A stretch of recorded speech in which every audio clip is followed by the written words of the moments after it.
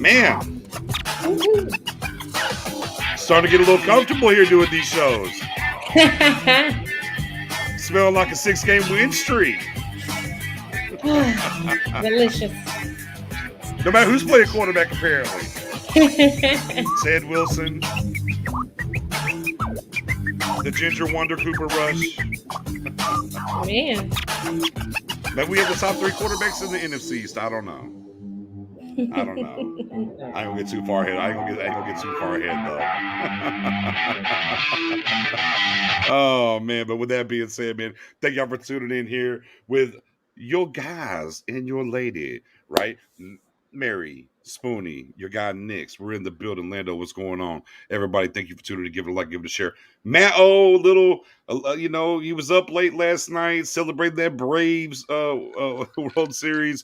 If you didn't see my tweet, he was trying his best not to wake up the 5-month-old and his neighbors. He was going crazy. So he's running a little bit late. He'll be here shortly. No worries. I like it. Who in the building says 7-1 come next Monday? Man, the confidence is brewing. Man, let's get it. With that being said, guys, the 6-1 little trip and everything, Sunday night, Halloween, all that, Mary, did you behave yourself on Halloween and during the game? Do I look like I behave myself? Y'all met me now. Do I behave myself? Absolutely not. No, I did not. I was going to say, Mary, I did catch your tweet. He goes, I need to sit the F down. Yeah. I said, I said Halloween weekend. She had a hell of a weekend. Yeah. She said hell of a weekend. My weekend started on Thursday and lasted till Sunday night. So, yikes. Spoonie, did you enjoy your Halloween weekend? Obviously, game night was great and everything else. Of course. Yeah. Great weekend. Nothing to complain about. Had a good time.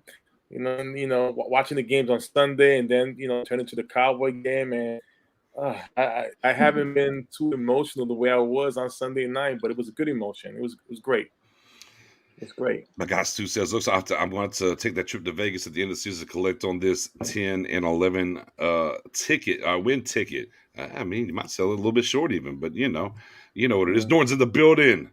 Because, man, I haven't been here in a long time. Mr. Not just hashtag it, but Mr. Hashtag fix the damn defenses in the building. Oh, my goodness. Hey, what's going on, Brian? Brandon, what's good? Good to see you. Good to see y'all back in the building.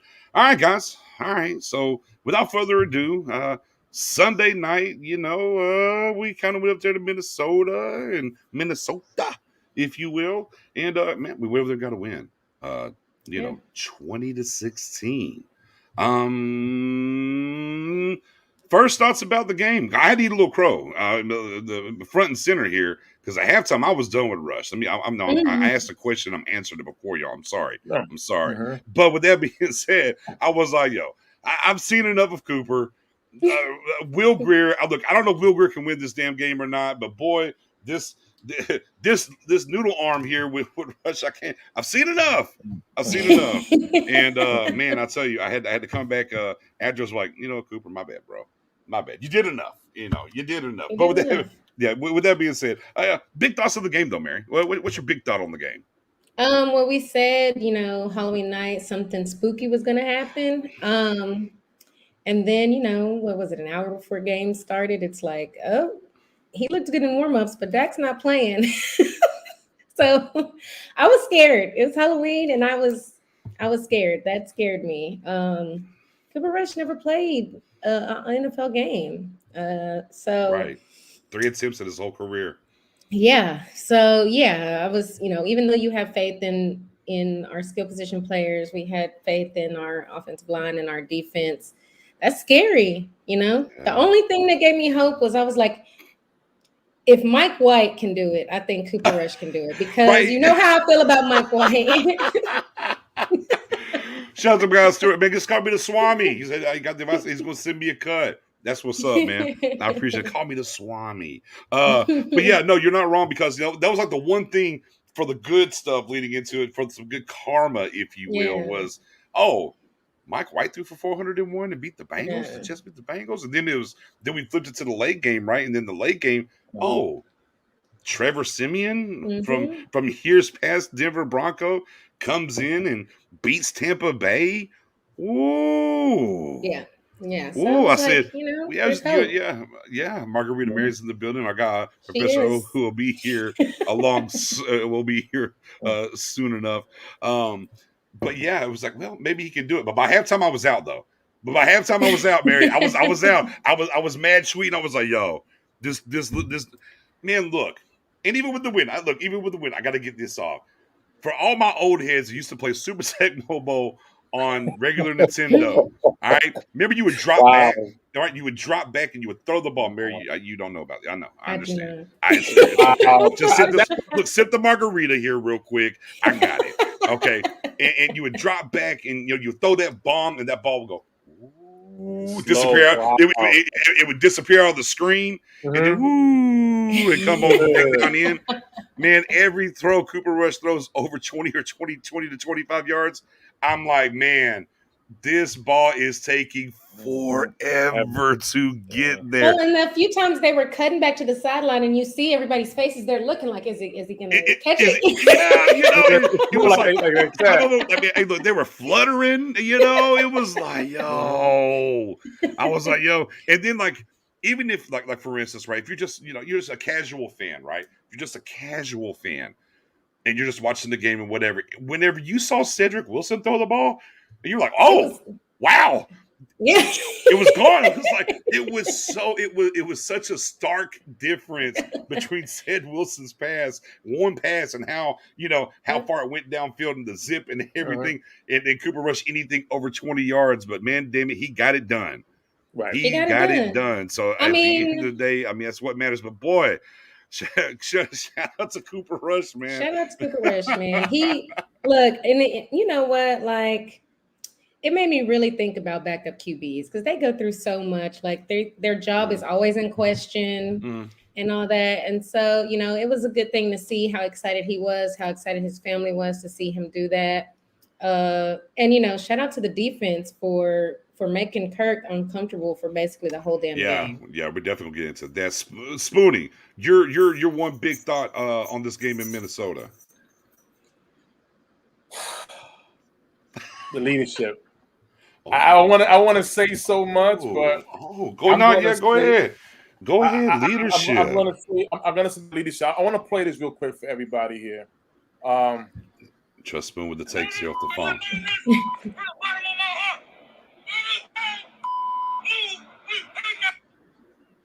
J-Ron Curse. Yeah. And I know last week.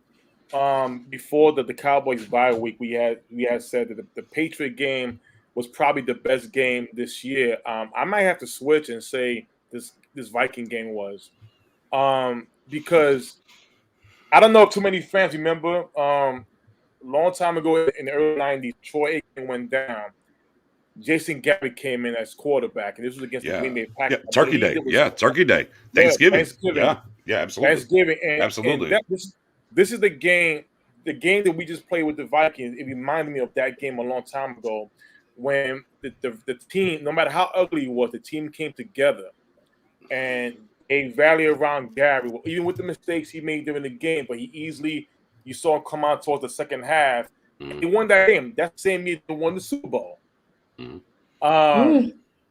And so, Spoon, when you get to David Spoon, I got to stop you. Don't you?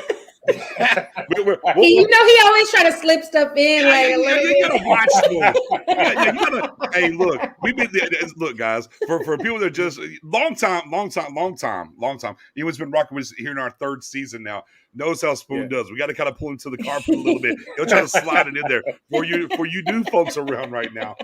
I mean, you better keep an eye on Spoon. He's a Trojan horse. He's going to give you something, but in that something, there's something down here he's trying to get to. I promise you. Go ahead, Spoon. It's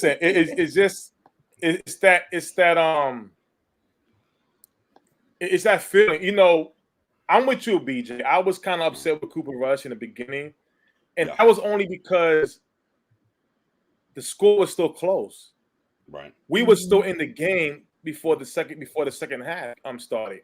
Yeah. And I'm telling to myself, wow. I mean, Anthony Brown, respects to him. Mm-hmm. I mean, again, you called it last week. I was saying it last week. We want to see Anthony Brown with a I guess a very good quality receiver. Right. And he played his game right. Devon Diggs as well.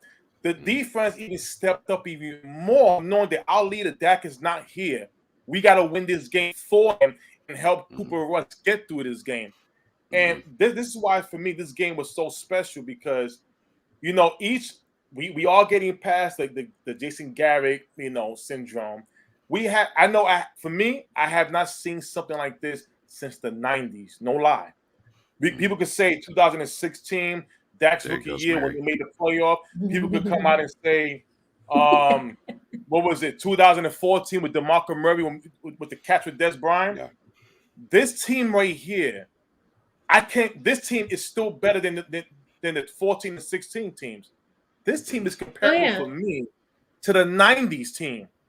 It's pretty much no matter what we gotta face, we're gonna play. Right. And if you're gonna beat us, you're gonna have to beat us very down hard. It's like they're not letting go. I love that because and that's what I love about hearing. I'm sorry, Spoon, go ahead. My bad. No, I'm a margarita. I'm a margarita. No, jump in. Let it out. Jump in. Let it out. Go on and cook. Go ahead and let cook. it out. Go ahead, chef. Go ahead and cook. Yeah. No, that's what's great about hearing the sounds from the sideline because we see the difference between how they are on the sideline together now versus how we've seen previous teams on the sideline together. And it's so different and it's such a different feel. People that normally, huge people in Cowboys media that normally keep it very calm, like James Slater or, some of those other big names, they're like, this team is different. Like, this team is different. They've been covering this team forever. And they're like, this team feels so much different. And they actually get to see the guys in the locker room all the time. They get to talk to them all the time. And they feel it too. So it's crazy. And Brandon, also on top of that, the last time the Milwaukee Bucks, that is, won the NBA championship, Cowboys won a Super Bowl as well. But yeah, Mary, and to backdoor that point, even, and we saw this in we played the Giants, right? And we kind of sat here and we talked. It's like, okay, it's Giants, it's a divisional game, right? Blah, blah, blah. We kind of said, hey, they should handle business. But, obviously everybody, you're still on edge. It's a divisional game. Going back to the sounds of the sidelines, right? Man, them dudes was so lax before the game.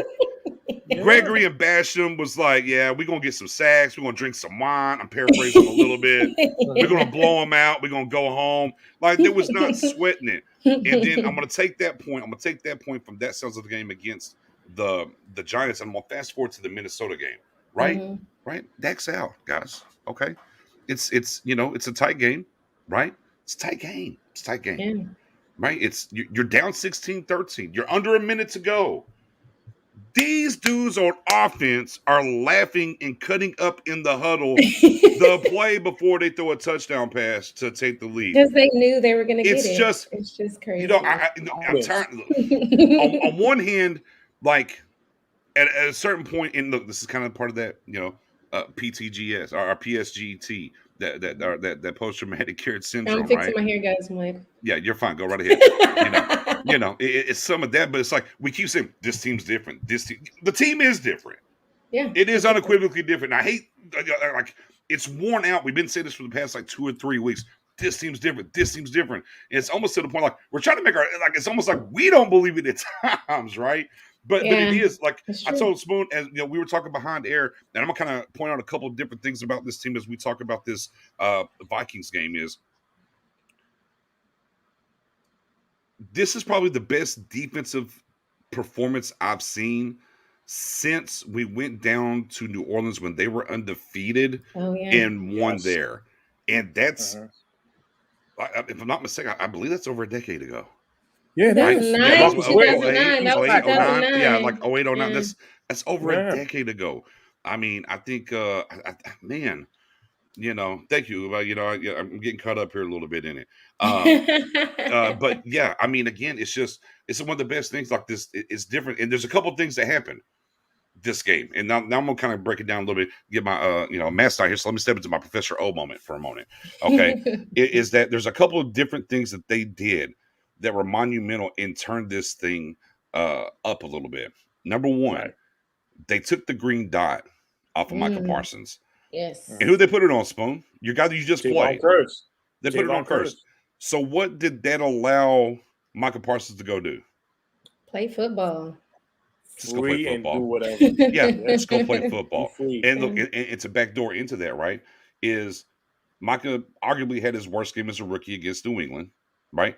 So what does he do? He's there at 6 a.m. walking in with the coaches saying, and Dan Quinn was like, what are you doing We're here? not supposed to be here till Yeah, what are you doing? 10:30. What are He's you like, yeah, I doing got to here? switch some things up. I got to do some things. He put it in the work, and what happens? 11 tackles, 4 tackles for a loss. I mean, just everywhere. And after the game, right, Michael was like, I just kind of saw what they were doing. I kind of knew, and I was just able to go.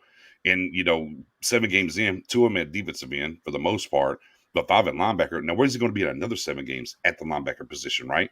So it gets exciting on that front. The other slight thing that the Cowboys did, so because we had a guy that rushed, we have our first 100-yard rusher last week in New England, or week before last, I should say, New England. Yeah. They analyzed the offensive line. Bradbury, the center for the Minnesota Vikings, he doesn't like big boys. He's And agile. that's what he's Grant agile. told us last week. Yeah. He was like, he's agile. Your middle doesn't like, Right. He's agile. He don't like big boys. The Cowboys said, you know what? We got that big boy, Justin Hamilton over there on the practice squad. Awesome. Yes. So let's go ahead and let's bring him up, and we're going to let him get major snaps this week. What's the end result of those 2 decisions? Dalvin Cook, less than 80 yards rushing, right? Back to what Margarita Mary was talking about a little minute ago, that the pressure on Kirk Cousins. Yeah, Kirk Cousins in his own press conference said it. Hey, the pressure was coming. I was getting to my checkdowns. I thought they'd have momentum. The best, and when he's doing that, what do you have to do, Spoon? You got to tackle well, right? Bar none, probably the best. Well. Bar none, maybe the best game that they've tackled, that tackling wise, all season long. So yeah, they pulled the right triggers and did the right things. And one more thing, Margarita, and I got you. One more thing is before that game, before they look, they literally looked at the defense and said, "Hey, next time playing," and the defense understood the assignment. And man, y'all tell me the last time we needed the defense in a big game, and they showed up in one of 13 on third downs. I tell you what, guys, I don't care who you play. In a game that you hold them to 1 of 13 on third down conversions, you're going to win the majority of them, ladies and gentlemen. Big facts. Go ahead, Mary, or like I can't. What's up, Margarita? No, I was just because I was rewatching the game, and like there was a play in the first quarter where Randy Gregory started on the outside, and when the ball snapped, he ran through the inside, and he got through, and he missed Kirk, and Kirk was able to get the ball off, but it was so off. Like you could see how flustered he was, and he's like, like he got so frustrated so fast, and he just never recovered. So I mean, even when they weren't fully getting to him, and he was getting the ball off, he was done. He couldn't concentrate, and he was flustered. Yeah. Listen, my favorite play on defense, and I don't think people pushed it talked about it enough. I believe it was 2nd and 5 or something like that. No, third and 5, and Dalvin Cook was running to the left side, right? Right. Michael Parsons blew it up. He blew up the line, went around and caught Dalvin Cook from behind. I mean, it was like, and you saw the frustration on Cook, like, damn, I can't do anything. I can't do what I want to do. And that was the one thing that we talked about last week during the preview of the game. Dalvin Cook, he's the one that we got to really also. I mean, they got the receiver, but Cook, we got to check him, and they check everybody off. Aside from Thiel's big play, they check everything up. Hey, Trayvon Diggs versus Justin Jefferson. Yeah. 1 catch for 3 yards. That's it. That is it. No, Spoon. No, Spoon. Twitter told me tons of penalties and he gives up a ton of yards. I'm not trying to hear that, Spoon. I'm not trying to hear that, Spoon. That's he had 1 catch for 2-3 yards. That's it. That's it. I mean, that's Twitter. Listen. It was a tremendous game and effort. And for me, I thought the Patriot game was my favorite game. I think we got more games coming up, but this Viking game is my favorite one. So now I will say this, and as Kenny said, the D was playing mad. Gotta love it. Yes, because as I watched the tape, And here's another thing too. And if you've been here long term, or if you've known me before, I was doing this way because I do have some people that follow me this way with it. My one biggest concern is the defense never played really pissed off, or not that. Yeah. I mean, look, I don't know. Look, they're professional NFL football players. Don't get me wrong, but it's just the edge, the hits. Hey, man,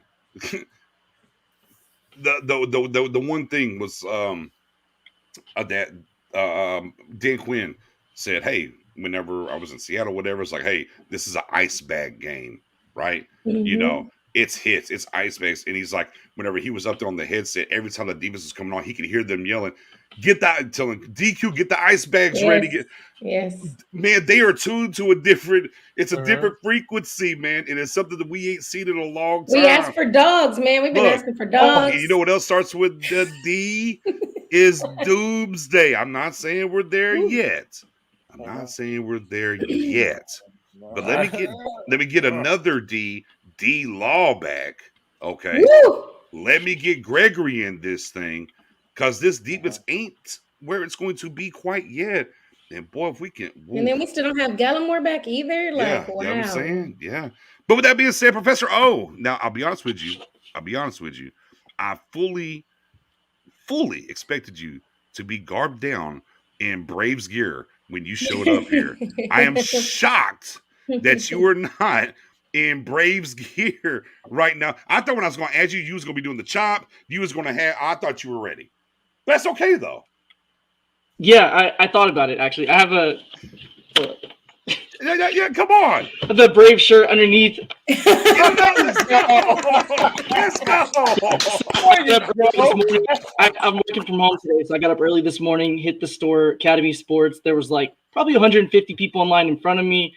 And when I'm going through the line, there's a couple hundred people behind me. It was crazy. Yeah. Dropped $550 bucks. My wife sent me a text like, "What did you buy today?" I'm like, "Don't worry about it. It's everything that had a logo on it is what I bought today." So it's gonna be worse if the Cowboys win. I told her that too. I'm like, "Babe, the last time the Cowboys won the Super Bowl was '95. Last time the Braves won the World Series was '95." I'm just saying. Yeah.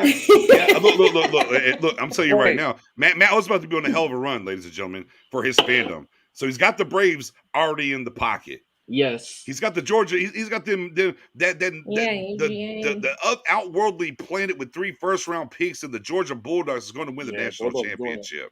Okay, and then after that, my goodness, here comes the Dallas Cowboys. He's going to hit the Triple Crown. We're gonna come along for the ride. Okay, if he does, Lord, I'm here for it. I feel like there's just teams of destiny, right? Like it just feels like that. Like the Braves in July had a 0.3% chance to win the World Series. 0.3%. We were 15 games back in our division in July and won the World Series. It's just crazy. Ooh. Cowboys are not. That's not going to happen, right, in our division. But I'm just saying. Yeah. With that being said, though, as I know you was lucid and everything else here, let me give you the space here. Cowboys 20, Vikings 16. Your thoughts, about what happened in Minnesota and what this team was able to accomplish. Yeah, so this is my favorite one of the season, which is funny because the week before was my favorite one of the season. Before that, though, there really was a stretch where I'm like, we're winning games, but and I hate having that, we're winning games, but it was just we're playing games that were against teams that we should win, and we won, and that's great. That's what good teams do. Mm-hmm. This was the first real game where, like, heading into it, I'm like, the Vikings' record isn't that good. They were 3-3 heading into the game, but they lost to Cincinnati in overtime where their kicker missed a 37-yard field goal and they fumbled. Mm-hmm. They lost to the Cardinals, who were the best team in the conference heading into last week by 1 point. So, like, they've had some close games. So they're a team that could scare us a little bit. And then we start getting reports that Dak may not play, and we're all like, no, he's going to play. He's going to play. He practiced. We're good. And then we get the report right before then that he's inactive, and I'm like, okay. Let's see what happens. And then the first half happens, right? And offense is pretty stagnant. Defense is doing their thing. Missed a field goal, and I'm like, seen this script before. Yeah. We know what happens when Dak's out, and then suddenly the second half came. And honestly, this is crazy. So I was doing an article for Cowboys Wire earlier. Cowboys had at no point in the first half did the Cowboys have a greater than 50% chance of winning the game. We only had 5 plays the entire game where we had a greater than 50% chance to win, meaning the Vikings were favored to win the entire game, essentially. The first time we actually took the lead was Zeke's catch. That's the first time the entire game we had a greater than 50%. There was a minute 4 left on the clock. Yeah. That's the first time the Cowboys had a greater than 50% win probability. And everybody that has had issues with Zeke, give that man some flowers. That third and 11. And he was on the sounds from the sideline. He was like, "Coop, I'm gonna do better. I'm gonna do better. I got you. I'm gonna do better." He said that, So it's 3rd and 11 on that play. And the Cowboys in that situation are thinking, let me just get as many yards as I can, because right now we're going to have to kick a game-tying field goal. We can't win. Zeke, when he catches the pass, was 1 yard downfield. Mm-hmm. It was 3rd and 11. It was 3rd and 11, meaning Zeke had to go 10 yards to pick up a first down. 2 guys hit him. He splits the defenders. 2 more guys hit him. He breaks another tackle and then drags Cam Dantzler. Poor Cam Dantzler. He had a rough night. Drugging him. Very rough night. And then suddenly you're in a different position. It's 1st and goal on the 5. You have 55 seconds. And now the decision isn't field goal. You're thinking, am I going to run the ball, try to eat some clock before I score because I don't want to leave too much time on it? Right. And it was a different story. So the fact that I mentioned it last week, I'm team takeaways. I want to win the turnover margin. If you win, you have a 78% chance of winning the game. Right. I wanted to see us win a game where we did not get takeaways because we've been so reliant on defense. We're giving up a lot of yards, but we've been reliant on getting these big takeaways. And we finally had a game where we didn't have it happen, and we still won. And we had a game without Dak, and we still won. And we lost Tyron Smith, and we still won. And we had 10-plus penalties, and we still won. So, lots of things where any of those situations, any of those 5 things I just named in the past, we lose the game. We had all 5 go against us, and we won. So, coming after a game where we also had 10-plus penalties against the Patriots, to be able to do it back-to-back games, especially not having Dak and not having Tyron, and still being able to overcome that thing's I'm hyped, man. I'm really excited over that win. Oh, it was so good. It was so good. Yeah. For me, and the effort was awesome, man. I know a lot of Cowboy fans always question Amari Cooper. He's not as vocal. Oh, that play he made. Whew. Right. And like what Mary was saying earlier about sounds for the sideline, you see how much Amari Cooper is involved in these plays hyping them up, and accountability, which I love. I love accountability. It pushes you to get better and better and better. And it's like, as I was saying earlier, this is a different team. When Dak said culture, I mean, my God, the culture is right there. The leadership is right there. These guys are playing for one another. They pushing each other. One of my favorite things that I like, I know there's been a big debate this whole last week about Lyle Collins playing guard and X, Y, and Z. I love the fact with that wishbone offense. The Hulk package. When I saw Connor McGovern and I seen Lyle Collins in the game, watching that on the screen, I was like, oh! Yeah, it was like, I'm like, we've never seen this before. I've never seen this before in this game right here. But I love it because it doesn't matter who we put in the game. When your number is called, you're gonna perform. And that's what I'm loving about this team. Lyle Collins looks like he's in good spirits and stuff like that. They're all locked in with each other. It's definitely a family-oriented team. They are pushing one another. And, shout out to Matt and shout out to Mendoza because I know for me, I was going crazy over safety. Yeah, him on the other side. He's going to play him. I don't say his name. But it was wild for Javon Curse. Watch him. And my God, if anybody deserves a contract on that secondary right now, I mean, of course, Diggs do. Javon Curse, man, my God, he's being the ultimate team player and really showing on this team. Yeah, and what a great game for him getting the green dot. And I think I would say, and if y'all disagree, y'all jump in. Him getting the green dot seemed to change a lot in this defense a little bit. Yes. And we've seen like clips and videos of different things before he got the green dot, how it's like, oh, he looked like the leader. Like Curse is talking, and boy, everybody's kind of right there listening and whatnot. How big of a difference, moving forward is that going to be with Curse with that green dot, and how that happens? I just, again, just continuously coaching, right? And that's just what's kind of different with this coaching staff and everything. They're continuously coaching. They're continuously looking for ways to do things. And unlike years past, like, we're going to try it out there. If it works, great. And if it doesn't work, well, we'll out execute them next week, right? But they're just consistently doing things. Again, the two biggest things for me this week, again, was the curse with the green dot, and I'm not talking about. And look, not only did they put Hamilton from the practice squad identified, zeroed in on Bradbury, like even through the PFF numbers, he was in the top 20 best defensive players this week. Justin Hamilton was. I mean, wow. I mean, it's just he popped to it. That's not one real quick because a lot of people are not super high in PFF. He was one where you see the grade and you're like, nope, that makes sense. I saw it. Like he jumped out several plays. Oh, yeah. I mean, it passed the eye test and it passed the grade test. Right. And it passed the yardage test because once again, Dalvin Cook less than 80 yards rushing. If you look, and I like this one here too. If I told you, like, if we went to the game and you watched the game, I mean, one guy's made $100 million in this league and one guy hasn't. Wow. And I'm talking about the quarterback position. Yeah. Wow. Yeah. Wow. I mean, Kirk. Yeah. He had a rough day.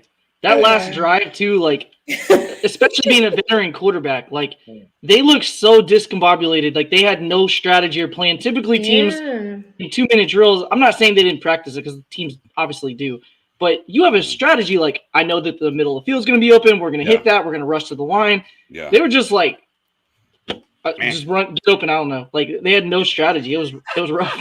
I really think the other side of the coin because we've been, a lot of Mike McCarthy and 2 minutes time management. And Zimmer was the guy this game back to back. I was going to say and second half. Yeah, I was going to say, man, give Mike McCarthy his flowers for game management, blowing the timeout, getting the rush package back on there, different things. So tip the old cap to Mike McCarthy and back to the culture changing in things. Man, give McCarthy some credit. Yes, he's coaching and doing these things and let these guys do their thing. But enough about that game. Okay, just one more thing. Go ahead, Margarita. Go ahead. First off, the green dot worked great for him. He said that was the first time he's ever done it. They came to him during the week and was like, "Hey, you want to do this?" Shane's in the building. What's going on, Shane? And they practiced it. Him being the green dot. Game. So he's probably going to do it a lot more, which is awesome. And he also said after the game that this is the first team he's been around that felt like it felt. So I mean, I don't want to be like Spoonie, but you get it. You know what I'm saying? Mary,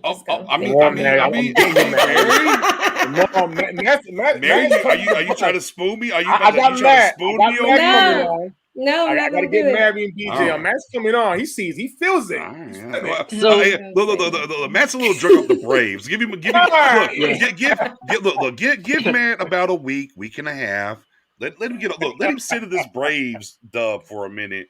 And we'll get back to it. Right. I got two quick things on Jaron Curse. I just want to say, if you don't mind. Yeah. So one. I mean, come on. Well, first, one thing about Curse, as Cowboys fans, we all have players that we like and we're excited for, right? Whether it's draft status or you just like the potential or whatever reason. If you follow him on Twitter, he's a dude that is genuinely like every single day, he was like, thank God I'm in this position. Mm-hmm. I'm so blessed. Like he's genuinely thrilled to be on the Cowboys. Like you love it. Like I love to see that. Yeah. And then two, and this is not a knock on Neil at all, but Curse is exactly what we were hoping Neil would be for the defense when we signed him as free agent. Neil was the guy that everybody was like, that's our top free agent signing, not including Dan Quinn, of course. Mm-hmm. He's going to be, have this position flex and be versatile and add all this to the defense. That's what Curse has done. And again, it's not a knock on Neil. It's just a kudos to Curse for what he's been able to do. He's playing big nickel. He's playing free safety. He's playing strong safety. He's playing linebacker. He's wearing the green dot. I mean, he's the guy right now that's moving and doing a lot of things. So right, and look, it's cool. It's good to see that. And maybe a little backdrop of Curse as well is Clemson, right? We know that. Man, what 6 years in the league? Is that right? 6 years, right? If I'm not mistaken. I think so. Yeah, I believe so. Yeah. And he's not gotten the right kind of rubs. When you go to Clemson, right, you're highly recruited. You're the guy. You kind of do some things, and sometimes when you kind of go through the adversity, right, within, man, and for those that played sports, when you have a coach that believes in you, you just don't understand how that'll change your attitude and how you work. Because some of the knocks on Kirk before he came here was, don't know if he's coachable. There was just little nitpicky things that were out there. Great special teams guy, which means he's willing to do the dirty work. But then, well, if we can't get him on the field, these other things. And I think it was Dave Hellman that said it. He would love to be in the room, like, who walked by? Who said, hey? And then, look, and this was before this week. This was like maybe a week or two ago. It was like, who walked by and just popped their head in? Hey, Javon Curse. Jesus.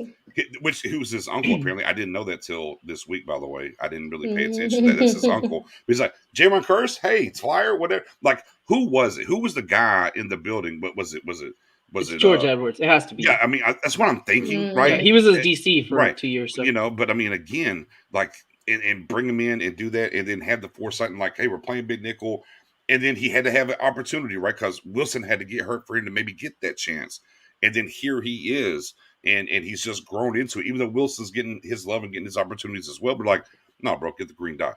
And they're seeing it and it's permeating. So, yeah, man, I mean, big shout out to Curse. I guess what we can say for Stephen Jones and all the bargain shopping he's been doing for the past 18,355,000 years is he had the right coaching staff that understood football, and it finally hit. Yeah. So there's that. I mean, for Stephen, like, this is his prize offseason. I mean, right now, most of us would be like, KZ had the one off the field slip up, but overall, I think fans are mostly happy with him. Tucker, when he's played, fans are mostly happy with him. Curse, fans are thrilled about. He got all three of them for less than $3 million. Yeah, that's crazy. Completely flipped our safety position. Yeah. I mean, and they had the stat for Curse. It slips my mind, but like the first six starts, like the tackles and forced fumbles, and I mean, I wish I could pull that stat up. I think I got it, and that's why I was like, Jamal Adams soon, right? Yeah. I mean, I didn't have to give up the shot for Anthony Harris, and I was mad when Philly signed him for $5 million, and now we have all three just for less than that. No, Spoon, just read it real quick. All right, Cowboys safety Javon Curse is the only defensive back in the NFL over the last 15 seasons to have 40 tackles, 5 tackles for loss, 4 QB hits, and 2 pass defended through the first 7 games of the season. Wow. Again, Jamal Adams. Interception. I don't care what the ref said against the Chargers. He had an interception. That was a fleece. Yeah. And also, too, as we're talking about this defense and what happened this week, and we talked about the New England win was, that was our favorite win. And now this one, real quick, just to peek over, because there's a lot of people say, well, Justin Herbert. Oh, yeah, I'm taking Justin Herbert over Dak. I'm taking Herbert over Dak. Nah, Herbert. What did New England go over there and do in SoFi to them? He got right now. He's not even at practice because of the hurt hand. I mean, it's a lot of QBs. QBs change that they want to compare to that. So we beat that team. We beat Herbert, but I was and then we went up there and beat New England. It was kind of then New England goes over there. So it's funny how the the goalposts move from now they're not good. Always. Now neither of those teams are considered good. Right.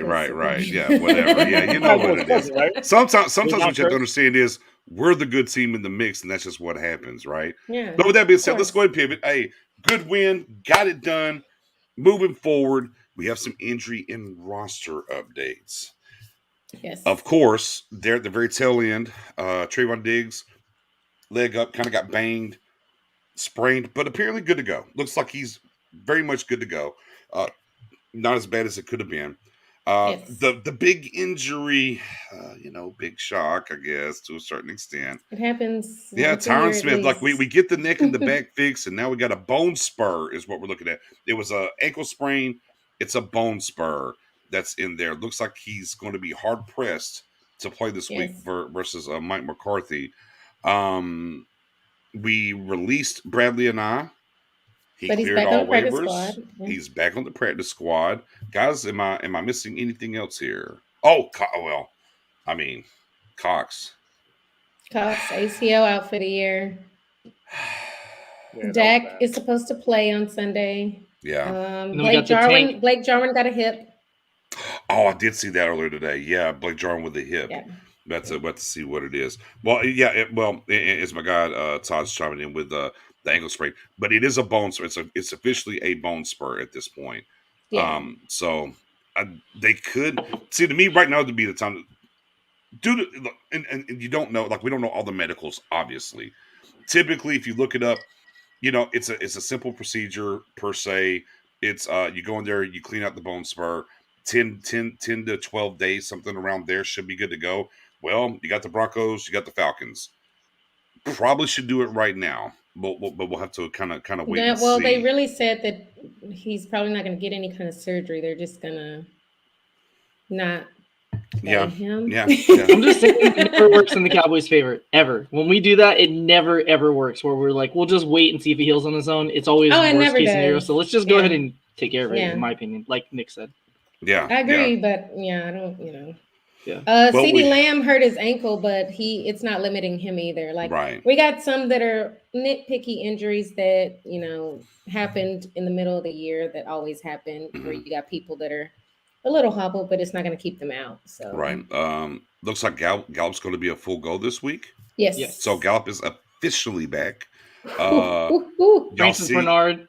They activated his 21-day window, so he could be ready this week or whenever they want to activate him. Correct, and probably going to be this week with Cox being out, right? If he's ready to go. I mean, they kind of did that last week with Kelvin Joseph. He actually got some snaps and played during the game up there in Minnesota, so it seems like that's going to work out there. Now, nothing from Gallimore on the field yet. They say he's getting close, but there's some pictures of D-Law though on the sideline working. Don't know how soon it's going to happen, but I mean, positive signs and seeing, and of course, I think the closest will be like Thanksgiving. I'll tell you what, if you're D-Law though, and you're seeing everything that's going on right now, you are. I know he's itching. You are chomping at the bit right now to be a part of this. So. I heard something that Stephen Jones said. He kind of echoed what you said. Is they're holding him back a lot because they know how he is. So he's not gonna hold back if you put him on the field. So they're like taking their time with his rehab. So I think, I mean, it makes sense. We're on a winning streak.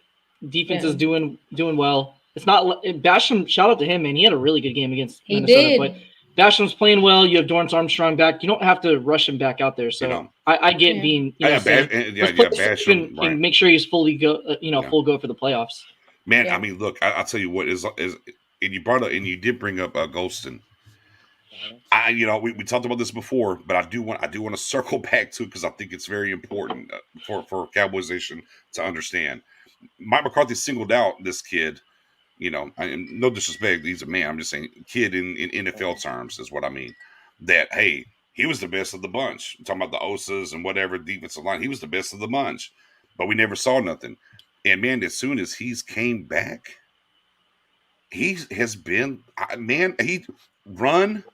Look, pressuring enough, but he is so lights out against the run. And like you said, Professor O, oh my goodness, you turn on the tape this week from him and what he's able to do. Yeah, again, another hit in that third round. Well, I've said it before, I'm gonna keep saying it. If Kelvin Joseph is anywhere between where Parsons is and these guys that we got in the third round, I don't know. I'm going to lose my mind. I just. Can it really be Spoonie? Can it really be this good? Can this draft really be this good? BJ, 2 years in a row. BJ, talk to him. BJ, listen, I'm sorry. Yes, I'm sorry. I'm going to say we are Super Bowl contenders. It is. I don't know what else do we have to do to prove to Cowboys Nation. Listen, we got to be honest with ourselves. Shout out to Jane Slater. Listen, we got to be honest with ourselves. When Terrence Steele was the starting right tackle, we panicked. What happened? Listen, he kept his starting spot. When Dak went down, what happened? We all damn panicked. Let's just keep it real. Okay. Right. I panicked when D-Law went down. When D-Law went down, we panicked, right? Hell, when Jalen Smith got released, we panicked, right? We panic for Well, every some of little them, thing. yeah. Well, let's be But clear. Spoon, but because Spoon, The Garrett. Right. PTG. Yeah, the the PTSD. post-traumatic Garrett syndrome. We PTGS. have overcome adversity to the fullest. It's like, you know, I have to give Skip Bayless one thing. I have to. I didn't want Nothing to. ever good comes after that sentence, No, by the way. I had to. I had to. It just one little thing. That Viking game, that was a message. When your quarterback goes down, it's like it's not. Listen, Cooper Rush had us all against the wall, scratching and calling, please sit him down, please sit him down, please sit him down.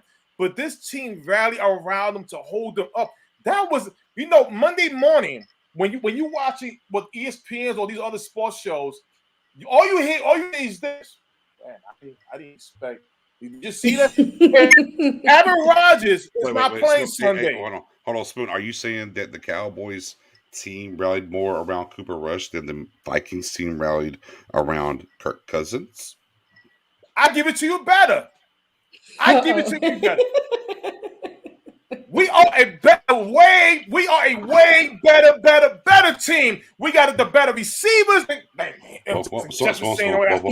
got the better quarterback. The defense, oh my God, everything we have is just 3 times better. I'm sorry. We are that Total team, DJ. We lost all control, guys. Listen, when Dak Prescott came out and said at the press conference when he got that contract, culture, I don't know what else they need to do to prove. When your quarterback goes down, we expect losses. Hey. Right now, Kyler Murray and right now, Aaron Rodgers, look at them. They might not play Sunday. Now, it's not your minute yet. You're missing the timeout of the. It's not your Spoonie minute yet. It's not your Spoonie minute yet. I'm sorry. Spoon. We're going to talk We'll NFC. be back. Larry, where's the rope, Larry? We're going to talk. We're going to talk. Look, I'm back now. I'm sorry. We're going to talk, Spoon. We're going to talk NFC playoff picture. Just hold on. We'll get there. Ooh, Lord. Hold on. And again, there you go.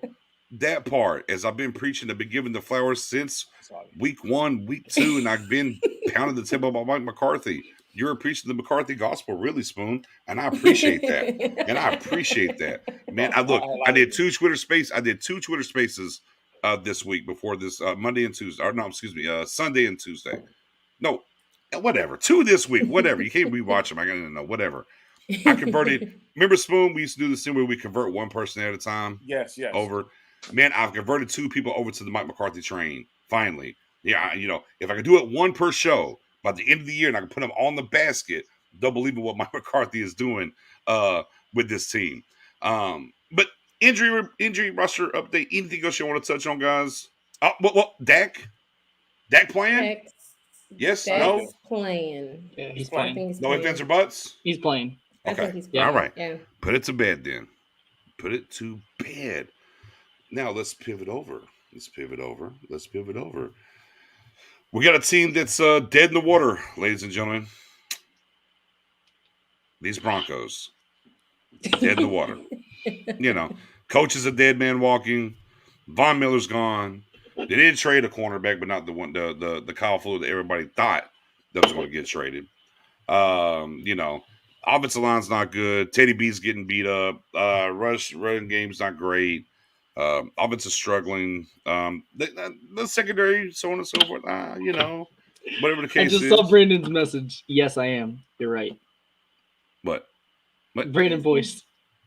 Oh. 100%. I'm just waiting for it to happen. That's my first target. One name we don't mention here is that name. We don't mention that name here. Cancel him, but don't mention him. Cancel him, but don't mention him. Yeah. But with the Broncos game coming up, you know, Professor O, key thoughts here out the gate. Are we going to class or no? Yeah, no, we're ready. I'm ready. Let's do it. Ladies and gentlemen, my pen, y'all. Ladies and gentlemen, get your pens out, get your papers out. If you got to screenshot this, do what you got to do. We are now going and we're entering Professor O's class on these Denver Broncos. By all means, sir. All right, in true professor style. BJ Nix, are you here? Present. Spoonie, Timothy Spoonie.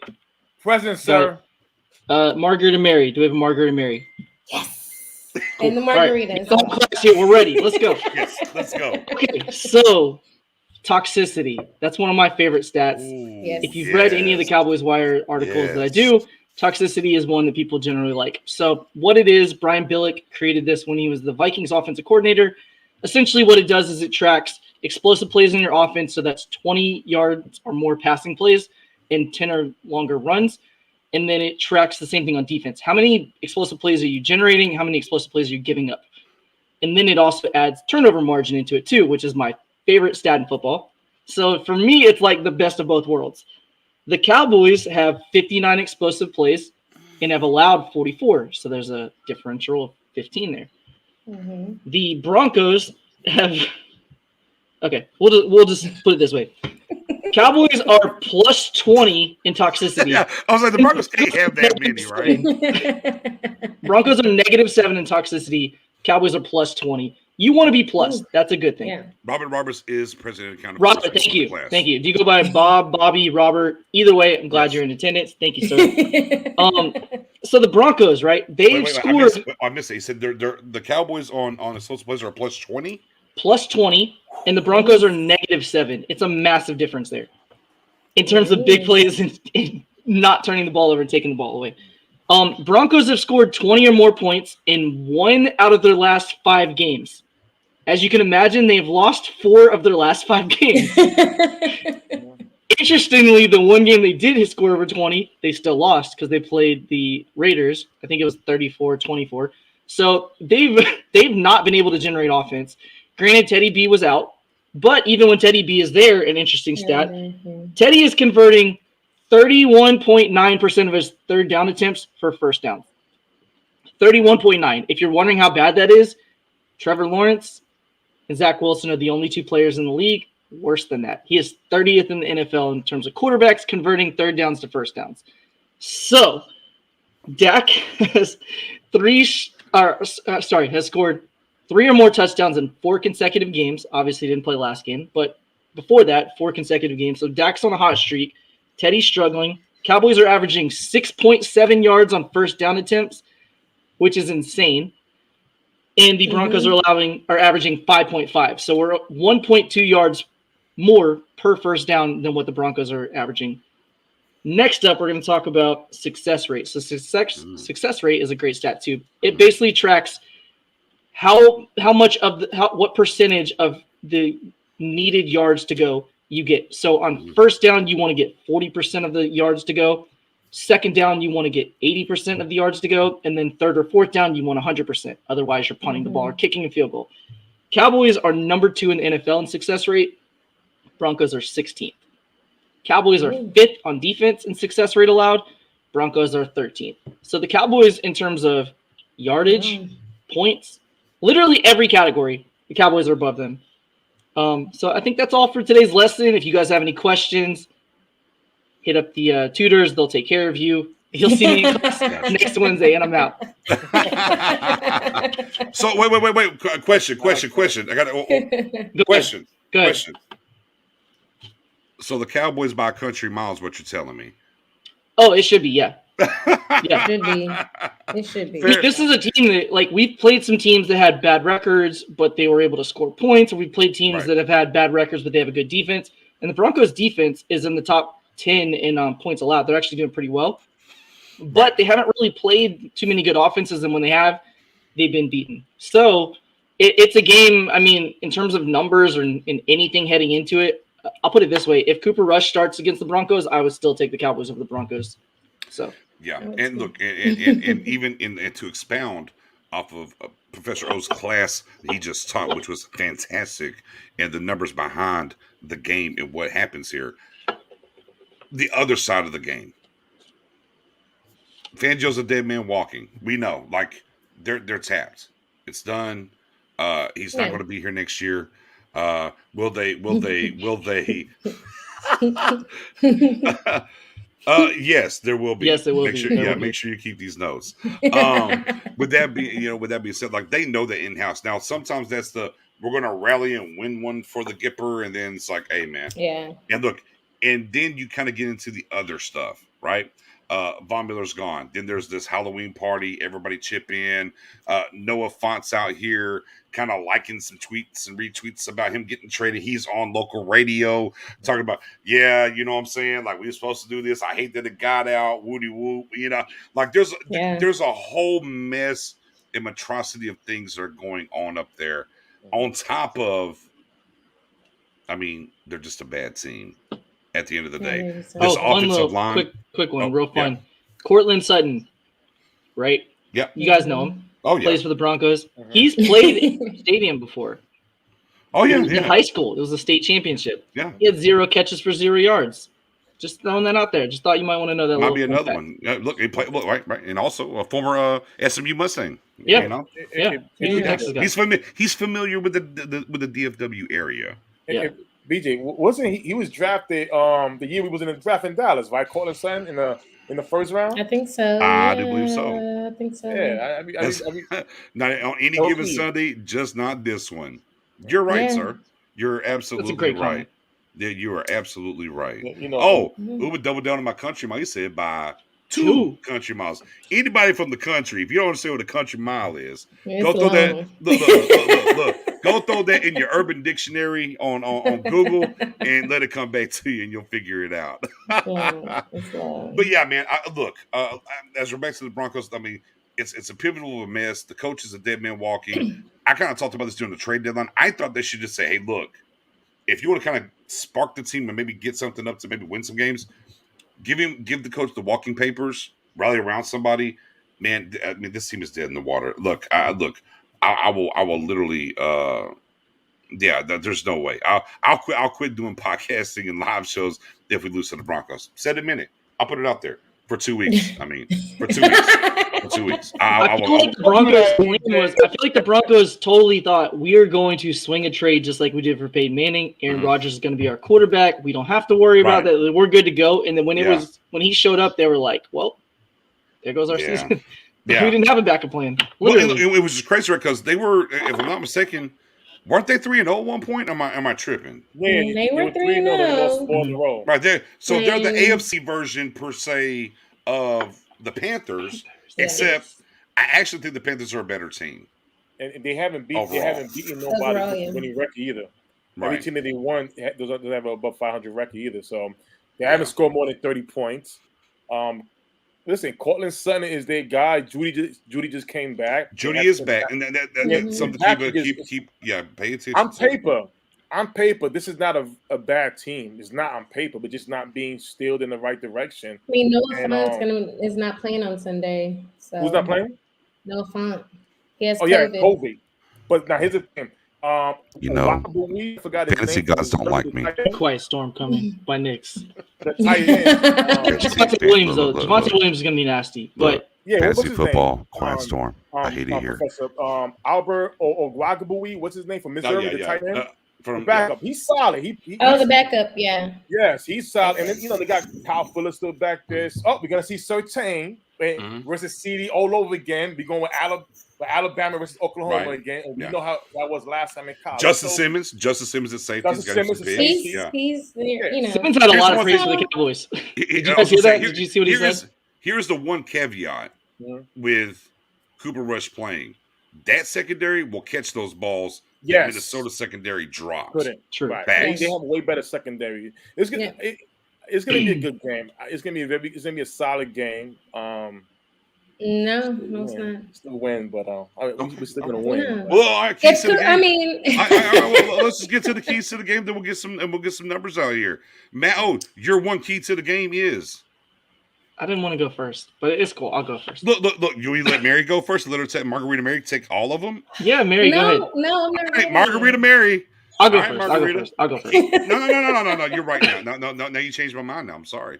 All right, Margarita Mary. Your key to the game against the Broncos. I mean, they just traded Von Miller. He's the one he's not the same as he has been, but he's still had 4.5 sacks. Scary, right? Their other linebackers, they're giving up. Obviously, he's a different type of linebacker, but their other linebackers, I think, are giving up like 116 yards in coverage. So attack those damn linebackers, man. Attack the linebackers. Nothing else. You Spoonie? know what? I'm not gonna I'm gonna leave it as it is. Okay. Spoonie, your key to the game. Keys to the game. I agree with Mary about attacking the linebackers. I think that's as key right there. Well, I look that's our for key, not your key. Donald Schultz to have a very solid game. And working on linebackers. They play a 3-4 defense. I think Zeke will have a nice game too with Pollard at the run game. I believe the secondary can really challenge our receivers. I know we're gonna win, but Fuller, Surtain on that side, it's gonna be a solid match. And you got Simmons at safety, who in my opinion, top 3 in the league.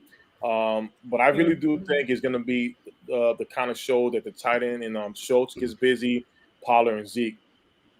Keys to the game. Okay. All right. Professor O. So this is going to be the weirdest comment ever. I don't want to pressure Teddy Bridgewater, which is weird because typically that's what you want to do with quarterbacks. He's thrown 5 interceptions this year when not blitzed, and thrown 0 when he is blitzed. He's so I hate to compare him to Tom Brady, but he thrives when you blitz him because he's a You just get rid of the ball. He's just going to throw it quick. Yeah. So he's a quarterback you don't want to blitz. So you want your front 4 to get pressure on him, which is where I was going with the comment. So I don't care where it's coming from. I don't care if it's Osa. I don't care if it's Justin Hamilton. I just want our front 4 to get pressure because if you do that, he will turn the ball over, and that just makes it even easier because they don't score a lot of points. They don't convert a lot of first downs. They're a team you should beat. So, yeah, I don't want to blitz. I want the front 4 to be disruptive and make plays, and I'm pretty confident they're going to do that. Interesting. So I was like, don't freak out when I first say it, but I have a plan. Hey, cover sack. No, honestly, my key to the game, man, just go be who we are. Literally, my key to the game is just show up and you'll win. Yeah, at this point, for when you look at this team and where it's at, it's just like, hey, just show up and be who you are. As long as this team, how they're playing, look, whether it's that Cooper Rush, whether look, and we'll kind of talk about this tackle situation here in just a second. Just show up and be who you are. If this team shows up and be who they are, even in the loss in Tampa for the 6-1 run, if this team shows up and just bees who they are, this is a win. And that's pretty much it. Just because it's just be like, I'm not disrespecting the Broncos. Look, I understand the transition, all that. I like Teddy Bridgewater a ton. I think Melvin Gordon is a serviceable running back. Yeah, Judy's got some playmaking ability, right? Sutton, the whole nine. The O-line is meh. No, I'm out of trap games here. My trap game was Carolina. I'm through with trap games here for this team. Dak, this coaching staff. There's no more trap games. If we lose, it's just because of that. Again, show up, be who you are. And this is kind of where I'm at, man. As Matt Owen called me out there, some said, just show up. That's not what I said, man. I said, be who you are. I didn't say come in sleepwalking with cold in your Show up plus be who up. you are. Yeah. It's a marriage. It's 2 hands, okay? It's 2 hands. Yeah, just show up like you've shown up before and you'll be good. And be who you are with how you've been. And I think it's really fine. I don't think, look, and if we're talking about, and we'll kind of pivot off of that into the what are we going to do at tackle with Collins, because now it looks like, as Mike McCarthy said, pressed for Tyron Smith to play. So who's going to be your left tackle? Who's going to be your right tackle? I think you keep still at right tackle because he's less experienced. That's where he's been playing. That's where he's gotten comfortable. All right. You put Lyle at left. He's played that before. Okay. He's more experienced. He's the better player. Boom. All right. That's Spoonie. I was going to get the other way around. I was going to go. Wait, hold on. I'm sorry. Who's left tackle? Who's right tackle? Yeah. Temmie Steele. I'm sorry. I'm with Mary. Temmie Steele, right tackle. Okay. Lyle Collins, left tackle. When it all boils down to it, I know I saw some way where it's vice versa. They want Lyle Collins back at right tackle Steele. I wouldn't do that because he's a young player, still trying to thrive on the position, and for him to switch over to the left side, which is a little bit more different than the right, I wouldn't do that. So I would go with Leo Collins at left and Steele at right. Okay. Matt Owen. So Mike McCarthy is huge on continuity. Talk to him. He doesn't want to make multiple moves Talk to him, to replace Goose. one player. We were literally in this position last week where they could have easily said, okay, well, we have Collins, we'll move him to right tackle, we'll take Steele and put him at left tackle. Literally what we were saying with why we didn't want Collins at left guard in the first place was not that Collins can't play left guard. He can. He's done it before. It was that if something happens to left tackle, then your left guard has to be right tackle, and your right tackle has to be your left tackle, and you have to put somebody else. You have 3 switches for one move, and it just doesn't make sense from the Cowboys' perspective because then suddenly any continuity, it's not as simple as just saying, well, now we have one guy we have to worry about. Now it's like we have 3 different players playing different positions, and suddenly everything changes. So if I was the Cowboys, knowing with what they have said, I would keep Steele at right tackle and I play Collins at left tackle. But I know that Steele has played left tackle, which Collins hasn't played since college, which is where the whole dynamic gets messed up because Collins hasn't played left tackle since college. Steele played last year. So with all that said, I'm playing Steele left tackle and Collins at right tackle. Yes. Oh, really? Come to me. Yes. What? Come to me. Thank you. Thank you. Not during game, you don't make that move. With a week to prepare, you do make the move. Now, here's the reason why. Because you actually answered the question with continuity. And Mike McCarthy's continuity is, who's your swing tackle? Steele. That's true. Is your left tackle gone? Yes. Yeah. So who's going to go play left tackle? Your swing. Steele. That makes sense. Who's going to go back to right tackle? Collins. Right tackle. If you go back, that makes sense. Where's Collins played most of his career? Right tackle. Continuity. Where's Collins used to playing? By Zach Martin. Continuity. Because whenever Smith left, and if it was going to be Collins at left tackle, you would have played him. Right. But you didn't. You played Ty last week. That makes sense. If you go back to practice last week, where did Collins practice? Right tackle in the 2 guard spots. Are you sure? That's where he practiced at. I mean, he's practicing this week at both tackle spots, but I do agree with that rationale. Yeah. So, right. So in the worst case scenario, you have to do something. But in Mike McCarthy's, in his true to life, in what he believes in continuity, my swing tackle is going to be my left tackle. My backup right tackle is now, which Collins was last week. No disrespect. Right. Collins was just your backup right tackle last week. He's my right tackle. Now, when I do that, here's what happens. And here's the glorious thing about it. Well, I only got to help one side, guys. I only got to help one. Because if I put Leo Collins at left tackle, we don't know what Matt O would you just say. Right. When's the last time you played left tackle? In college. So you don't, it's a mixed bag. Off of Halloween, it's a mixed bag of that candy in there. You're reaching in for a Reese's, but you might get a black licorice. You feel me? And you don't want the black licorice. Meanwhile, if I take my swing tackle and put him at left tackle and I plug in Collins at right tackle, well, we're good this way. If I got to chip or do anything, it's over here on the left side. I don't have to worry anything, right? So to me, I think it's very easy. I think it's very easy that now the other side to it is, well, who do you want protecting Dak's backside, right? That's kind of the Chaz Green. Yeah. Oh God, we were in Atlanta. Chaz Green. It's different time, different era. Still, if you believe, look, as everybody believed that Steele was better at right tackle to the point that Leo Collins should go play left guard, then damn it, Steele should be good enough to go play left tackle for a game. Don't be weak now, ladies and gentlemen. Don't be weak now.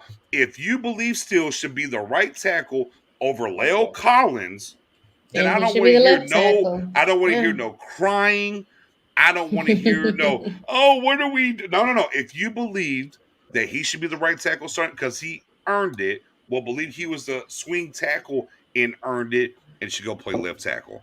Let's be real too. To your point, if Steele was not in the equation, let's assume Steele did not make this giant leap, right? Right.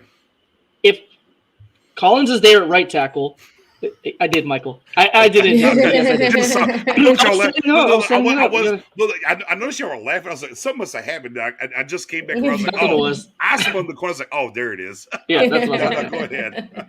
So yeah, if Steele is not in the equation and Collins is your right tackle and Tyron goes down, everybody would say, well, Collins is your best remaining tackle. Move him to left tackle. That's what everybody would say. So if Steele is your swing tackle, he should move anyways. But if Steele is better than Collins, which some people seem to think he is, which he's not, but if he was, he should be the one going to left tackle either way. So whether he's the swing tackle or just your best tackle in general, because Collins is apparently this elite guard that you should move to guard instead, then it should be a no-brainer out of those two. It should be Steele at left tackle. Here's what we should do, guys. Actually, I got it. Here's what we should do. All right. We should take La'el Collins, put him at left guard. Let's say Connor Williams, put him at right tackle because he played tackle at Texas. Oh my god! And then we'll take Steele and put him at left tackle, and boom, solved. Right? No, sounds good. I mean, they all played these positions before. I mean, it's fine. Just piece them together. Oh, and center, Connor McGovern. Let's go, roll it. Right. But yeah, no, neither here nor there. No. Realistically though, I mean. It's a great problem to have, and it'll be awesome to see how Joe Philbin, the offensive line coach, and Mike McCarthy, and how they attack this thing overall. But if we're buying into what Mike McCarthy said leading into the Minnesota game was continuity, and that's what they live by, die by, right? Because once and look, it's not like Smith left late fourth quarter, like he left in the second quarter, and they put Tanashevsky. Help me, oh. What's his last name? Say it for me. I seen the Shesky. It's literally Inseki. Inseki. There we go. Ty Naseki played the rest of the game with, and then we go, well, they're just mad at La'el Collins. And if they were so mad at La'el Collins, he wouldn't be lining up in the Hulk package and everything else. Literally, Mike McCarthy, and you go back to Green Bay and follow him. He literally lives by this. He told us during the bye week, we just didn't pay attention to it. So to me, if I'm following what McCarthy has said and lived by from Green Bay during the bye week, during the game last week, if Smith doesn't go, I fully expect La'el Collins at right tackle and Steele at left tackle. With that being said, what do you guys think of Mark's question, by the way? Oh, let me get back there. Oh, I was in the other side. Let me look. Oh, hold on, boom. I didn't see do we that. put anything into Collins coming out saying he's more comfortable on the left side? You have to give me more context because I'm. I think he did say that because he said he played it in college and he had to adjust to the right side. That's one of those comments of, hey, they're putting me everywhere. Yeah. I'll do it. That's fluff. That's hey, yeah, I'm comfortable over here because what is it? I mean, again, you have to think about this, Mark. What's he going to say? Nah, fam. I hate left side. I'm a right tackle. Look where I'm paid. I want to be over there. So he has to say those kind of things. So if anyone wants to question him, he's like, oh, no, I'm good over here on the left side. No, I mean, I feel better over here. That's just media circus and kind of spin to me. If anybody thinks different, by all means, step in there. Matt Spoonie. I agree. No, I agree. I think it's a lot like Zach Martin talking about not wanting to play tackle. Right, I'm a guard. It's one thing. Zach Martin's played tackle. He's done it in the past. It's easier to. This is not a knock on Martin. Obviously, he's incredible, but it's easier to play guard than it is to be a tackle because you have a much wider area you have to block, and your kick steps are different. Everything's different about playing tackle than guard. Right. So if your choice is playing left guard where you have protection in the center and you have protection on the tackle versus playing right tackle, yes, I'm sure, I have no doubt at all the left guard is a more natural feeling position, where as in right tackle is a much bigger transition when you're going from the interior to exterior. So I don't doubt that at all. I think it's very similar to Zach Martin, who could be an elite tackle today. If he wanted to play tackle, he just doesn't feel comfortable doing it. So it doesn't surprise me at all. I think if you asked Collins, how do you feel about right guard? He'd be like, yeah, I feel comfortable doing that. Yeah. I mean, I do whatever. Of course he does. Yeah, right. Yeah. And, and again, it stopped me here. Like, football has changed. Like, and I want to talk about this, specifically in Cowboys Nation, like Larry Allen, right? We know, like, 90s into the 2000s. Football isn't that way anymore. Like this, we'll plug and play. You go, you do, like it's just not that way. Just like baseball's not that way anymore. It's such a specialized sport now and whatnot. Like, you can't just move these guys all over the place like you once could. And for some of the older people, raising my hand, I'm not calling nobody out. I'm 43, raising my hand. I think a lot of older people sometimes like, well, I saw this back in my day, and you know what? He could just play anywhere. I mean, this game has changed. These athletes have changed. We literally have a linebacker on this team that runs a sub 4. Think about a sub 4.4. Yeah. Go back 20 years and go look at pounds. If a wide receiver ran a 4.43 for he's like the game has changed so much, and you just can't. There was a point in time where you could take these guys and kind of move them. Man, think about this for guys that have watched the game for a long time. 1 tick, 2 tick, 3 tick, 4 tick, 5 tick. How much has that changed in just 15 years? Forget way back then. How much has it changed in what we're looking at now? So there was once upon a time in the NFL where you could kind of do and plug and go and kind of do those things. That's not today's NFL. It's not what you can do anymore. Am I off kilter here? Anybody? No, not at all. No, not at all. And you game plan for players. So if you're especially in game, which is why I was like, there's no way at all they're going to make a 2 or 3 way swap in game unless they absolutely have to. The guards game plan for specific players on specific stunts, and they know that linebackers have specific tendencies. Mm-hmm. They cue in when they're watching their game film. When he does this, I know he's probably going to blitz. If you're suddenly playing tackle and now you're looking at different players than what you game plan for, it is going to make you uncomfortable, which is why I know the Braves just won, going to baseball, you see players all the time if you watch baseball take their hat off and look inside of it. They have cards inside of that tell pitching tendencies. I know he likes to throw this pitch in this in this situation. Pitchers do the same thing. They know batters like to swing at third ball on third and oh my God.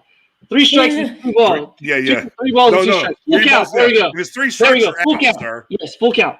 So they know in full count they're super aggressive or they don't swing at anything. So I know if he doesn't swing at anything, I throw it over the plate. I'm going to strike. I know if he's aggressive, I can throw outside and he'll chase it. They have tendencies in that they game plan for. So suddenly you put a DH that they're not prepared for, they have more success, which is why when you see backup quarterbacks with no experience like Cooper Rush going against the Vikings, even if they try to game plan, he has 3 career passing attempts. Like, what are you're watching his film from 5 years ago? Right. It changes everything for you. Everybody made a big deal because everyone's just like, well, we game planned for Dak all week. And it's like, okay, well, you could have game planned for Rush. What are you going to look at? It's been 5 years. Like, what are you watching? You watching him in Central Michigan or wherever he played college football? Like, it's different. You've never seen him with these receivers. You've never seen him in this offense except for like 5 snaps or whatever against the 49ers in 2016. So you don't know what you're playing. You would. No clue. It's funny to say like you would almost rather play Dak, but at least you know what you're getting. It's not. You don't ever want to play a great player, but at least you know kind of what to expect versus a complete unknown. So when you have guys mid-game suddenly asked to switch positions, it's not easy. They want to prepare off season and an off week. Yeah. So score time, even with the tackle position, we'll see how it plays out. We'll see who's right, who's wrong, and we'll work it out. Mary, score. I mean, I was thinking about this earlier today. Like, I don't think any one of us has picked the Cowboys to lose this year yet. And are you about to be the first? Are you doing absolutely not. No, I'm not going to start this week. But I just thought that was something interesting. We've been right, obviously, except for one. So, why would I change it? Denver. I'm going to give 43-21 Cowboys. Oh, all right. Spoonie. Me and Miss Mary over here. We here. Oh, okay. I don't know how we got there with the score, but we here. I'm only about 2 points different. Mine was 45-21 Dallas. She got 40, I got 45. I don't know how we got there, but we did. Professor O. I don't think they're going to score more than 20 on us based on what they've done the last 5 weeks. So I'm thinking more like 31-14. Nice. I think this is a shutout, ladies and gentlemen. Oh. I think this defense flexes a little bit further. I think this is a shutout. I like this 5 touchdown to no nothing. I like 35-0 Cowboys. I think the defense just keeps going. And look, and look, and I do want the 40 burger. Y'all know I love the 40 burger. You know, I'm the CEO of the SEO here with my people. But again, you know what? I think it's just going to be way out of hand. They're going to kind of just take the air off the ball. Kick your feet up, have a good time. 35-0 Cowboys. Goose eggs. First shutout for this defense. We've seen this defense keep coming. I think, and look, here's what I'm buying. I'm buying the offensive line and not being that good. The pressure that's coming against Teddy, and you don't have to blitz, as Professor O alluded to earlier. Look, let's go back to what was that stat that you gave us over here in the stat? What was that in O's class? What was that one? It wasn't the DVOA. It was the toxicity. Yeah. Plus 20 to -7. -7. 27 point difference. Yeah. Dak's back. Von Miller's traded. This is a Walking Dead coach. Oh, fam. Yeah, 35-0 Cowboys. 35-0 Cowboys. Oh, well. This defense, especially with the... I might get blocked on Twitter or something if we go especially with the green dot on Curse and just allowing my guy, the Lions always hungry, Micah Parsons, to go eat. Yeah, no. Yeah, this is going to be ugly. Yeah. Look. Going back to Rocky 3. Oh, Pain. Movie. Favorite Rockies. Rockies. Yeah. Pain. Yeah, I just don't see it, man. No, man, maybe a late touchdown or whatever the case it is. I like this one too. I like that That's one a good too. one. Because he should have had one. He should have had one against Minnesota. Yeah, I'm going with the Cowboys 35-0. That's what we got. My guy Kevin's in the middle says 38-20 Cowboys. Nice. Oh,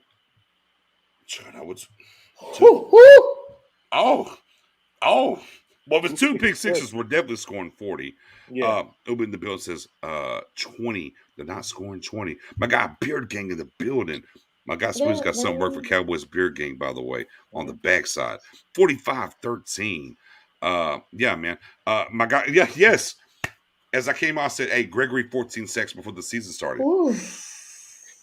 I'm feeling pretty good about it. I got somebody's going to send me some wings on the backside. How many does he have so far? Yeah, look it up. Yeah, look it up. Yeah, it's going down. It is going down. So, now we have talked. Now we have capped and talked a whole lot of ish. But if we lose this game, look, we're not doing a show next week. Just telling y'all right now. Don't look for us. We're gonna put out for business. We're gone. Hey, we'll see y'all. We'll see y'all at the Atlanta. Hey, come out there. I'll be at lot 10 at the Atlanta game. Come see your boy Niggs. Outside of that, don't come back here next Wednesday. No, I'm joking. I have a question. Are we gonna do the referees because that was an important? I don't care about the refs. I'm through with the refs. We already beat the refs. We already beat the refs. We're 3-1 against the refs already, so I ain't even worried about it. Mm-hmm. Yeah, and we're playoff picture too. Real quick. Well, we're 7-0, man. We're undefeated versus the spread. Good money. Real quick here. Oh, wait. Playoff picture. Spoonie. Yes, sir. Spoonie, this playoff picture. Let's talk about it. The NFC. What's up? Well, here's the deal. We are right now 6-1 tie with the Green Bay Packers and the Arizona Cardinals, but we're not going to celebrate any teams' injuries or setbacks that may help the Cowboys, but it is what it is. Aaron Rodgers out for 2 weeks. Whoa! We don't know 2 weeks. Well, we only know 1 week. We only know 1. But you know what? But you're not wrong though, because Neil, who wasn't vaxxed, missed 2 weeks. So 10 day minimum. Right. So that could hurt the Green Bay Packers going forward. Who is Green Bay playing this week? They play the Chiefs at Kansas City. Interesting. And then we have the Arizona Cardinals, who Kyler Murray's out with an ankle injury. He's game time decision. Is he out? Oh, what is it? Yeah, I think it is. His game time decision, and he made his injury is really a 3-week injury. So with those two teams with issues at quarterback and the Dallas Cowboys schedule not bad. The Cowboys we win Sunday, we are first place by ourselves. If they lose, and going forward, that door could be wide open for us to take home field throughout the playoff. And as I said, Cowboys playing Arizona in December could be the key game. Spoonie the Swami in the go back to the preseason show. Like, hey, here it is. Spoonie did call it. Spoonie said Spoonie Swami. I'm calling that S squared. He's like, we were going through it. We were talking about it. He's like, yeah, that the Arizona game, that's gonna be for home field. Man, I looked at Spoonie. It's like, what? looking pretty good so far. Looking pretty good so far. Absolutely. Yeah. Yeah, but right now currently third.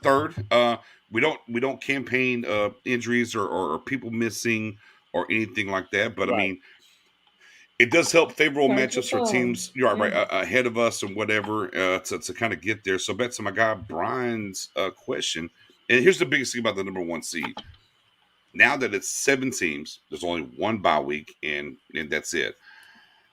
I get it. It's a smidge early for me. How I feel, it's a smidge early for me to kind of talk about this a little bit, but I get it. Here we are. We're in the mix, and I guess the reason why I'm okay talking about it now, I think we're pretty confident on the top 5 teams, right? That's going to make like AFC's whatever, but there's a lot of stuff happening in the AFC, and that's fine. But the NFC, right? I mean, stop me if I'm wrong. Whenever I'm wrong, Rams playoffs, right? Okay. Mm-hmm. Arizona playoffs, Cowboys playoffs, Bucks, right? Playoffs, Green Bay playoffs. Mm-hmm. Okay, I mean, there's some fluttering for the West, I mean, well, can New Orleans at 5-2? They lost their quarterback for the year. What can they do, right? I mean, the Minnesotas of the world stuff. So yeah, sure. The 6th, 7th seed, a little stuff there, but we got 5 solid. So I guess it's kind of like the race is really kind of on at this point for it. We are sitting at number 3 currently. Schedule wise, we look pretty good. Mm-hmm. Yes, we do. Listen, we're playing Broncos. We could win that game. Then after that, we're going to the Falcons. Right after that. Yeah, we're home for the next 2. Right. And then after that, then we go to Kansas City. KC, and then after KC, the following Thursday night football, we're going to New Orleans. And by that time, we're talking about Trevor Siemian as of right now and Taysom Hill. Let's not too far ahead. Yeah. The month of December, the month of November it's pretty much in our favor. If we take care of business, and if the other teams start losing or dealing with their situation the wrong way, the Cowboys can stamp the division and the number 1 seed first week of December, and on top of that, locking that home field throughout the playoff. And that's listen, we was definitely in class today with Professor O, and I know when that time comes, the professor is going to definitely put on some percentage wise of if we do get home field throughout the playoffs, what can happen. So that's what I'm waiting for. I can't wait for that class. Okay, number 1 seed, Matto. Is it realistic? It is, yeah. It is realistic. I don't really like to jump ahead that far, but I mean, it's possible, especially with what we have coming up. I mean, we should, like the game that everybody was circling in the calendar as our statement game was the Chiefs game, and now the Chiefs don't really look so much like a statement game. Granted, they have an offense that can still score points, but they have a defense that can't stop anybody, and Mahomes is getting that Madden curse turnover bug, so he's struggling right now. And then you look at the Packers, like Spoonie said, they play the Chiefs. They still play the Rams, they play the Browns, they play the Ravens, so they still have several tough games on their schedule. I feel like our schedule is easier than what they have remaining, but you don't want to look ahead because you don't know what's going to happen in terms of players getting hot and cold and injuries and all that. So right now I'm just worried about beating the Broncos, and then it'll be the Falcons, and we'll just kind of go from there. But yeah, number 1 seed is absolutely within the scope of reason. Yeah. Mary? Oh yeah, 1,000% agree.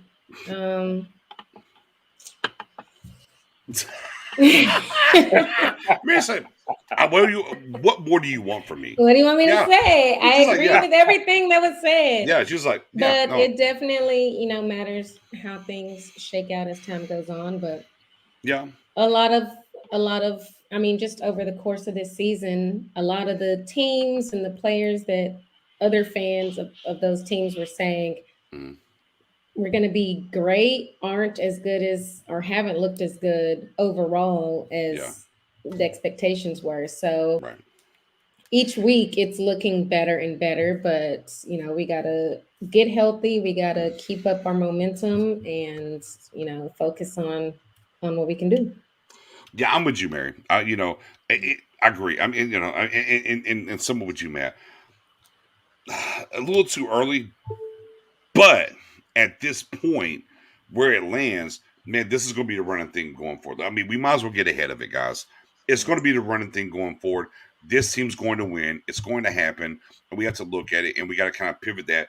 Spoonie with the great breakdown of these different guys and some of the injuries at the quarterback position, which matter a lot, and where we're going to pivot and what's going to happen. Going all the way back to the preseason, hey, where's it going to happen? I had this team 10-6. I said, depending on the defense, I'll go to 11-5. I think this team is 14-2, guys. That's where I'm at right now. Currently constituted. I'm 14-2, and maybe the 2 comes because we ain't got to do on week 18. The last game, yeah. I just there's no look. I just watched the Johnson what they did up there in Kansas City on Monday night. I'm like, there's no fear. Look, can they drop some game? It's any given Sunday for sure. But I'm just like, bro, I don't even know. Outside a catastrophic injury or another team just getting hot, or I just really can't see it. I mean, this team is going to easily run away with the East, and then just kind of eat it up and go right.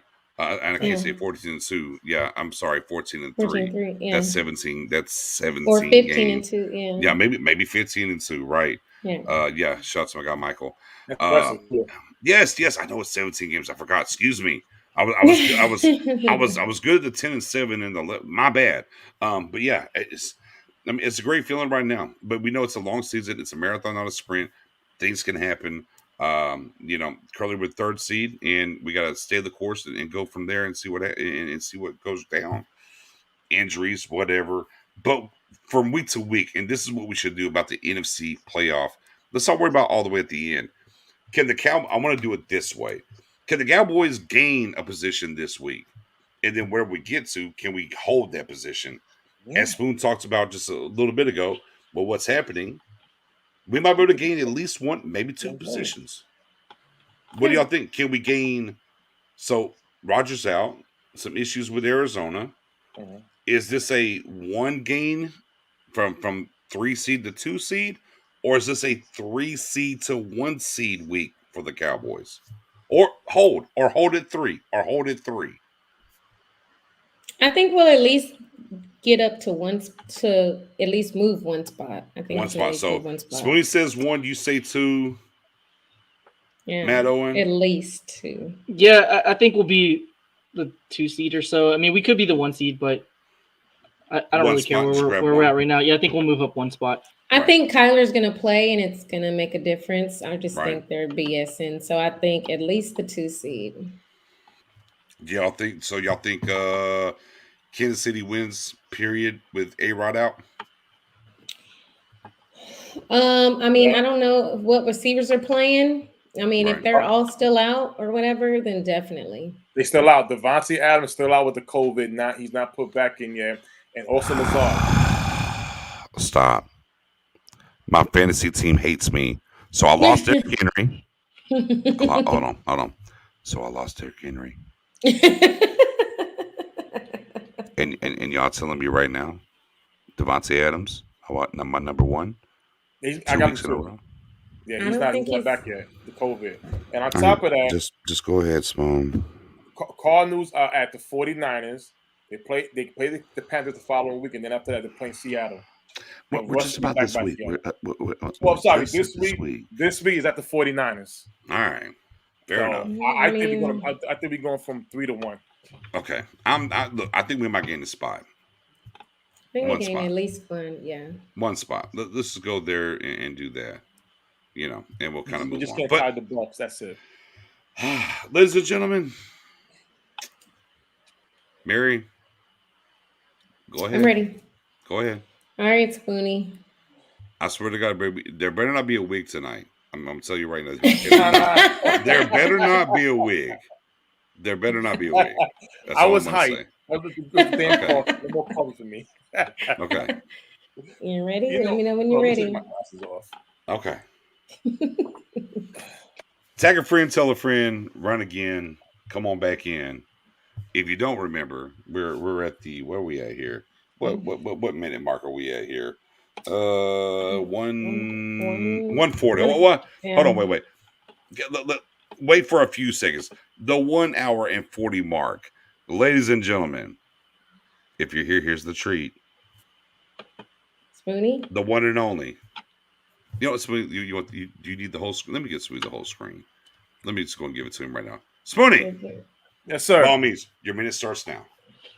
You know, Cowboy Nation, last week, I wasn't too thrilled that we missed Dak Prescott not playing the Minnesota Viking game. But I'm going to tell you this, Cowboy Nation. After what I just witnessed, after what I saw, after what we all saw, I am convinced that this team is Super Bowl bound. What I experienced seeing, and that's sideline. I'm gonna compare this right here.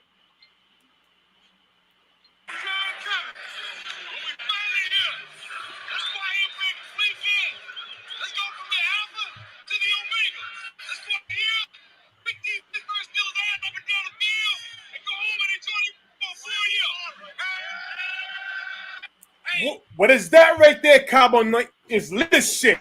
Leadership, attitude, faith, strength, will, all the great words in the book. This team right here is showcasing that during the Minnesota game. Hold on, I'm just going to give you 5 more seconds. Go ahead, Spoon. Spoon, go ahead. Go ahead, Spoon. Do your thing. Go.